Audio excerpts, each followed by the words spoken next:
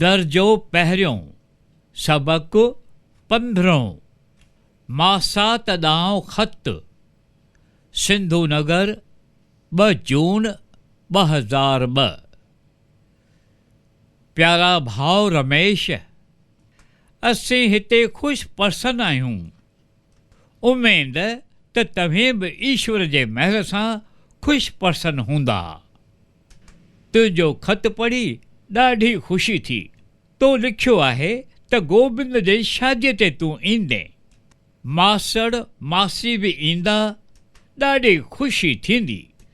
कानपुर खां असांजे मारोट गोवर्धन लिखियो आहे त हू मामे ऐं मामीअ सां ईंदो। काल्ह बैरागढ़ खां बि ख़त आयो आहे।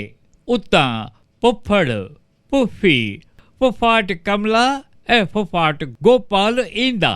दहलीअ मां सौट शंकर ऐं सौट गीता चाचे चाचीअ सां ईंदा। मां तव्हांखे स्टेशन ते वठणु ईंदुसि। असीं सभु शादीअ में शामिलु थींदासीं, खाईंदासीं, पीअंदासीं, मौज कंदासीं ऐं खूब ॻाल्हियूं कंदासीं। मीना चयो पिए, मां सभिनी खे पिंपरी घुमाइण वठी वेंदसि। असीं मुंबई घुमण बि हलंदासीं। ॾाढो मज़ो ईंदो। वधीक रूबरू तुंहिंजो मासात राजेश।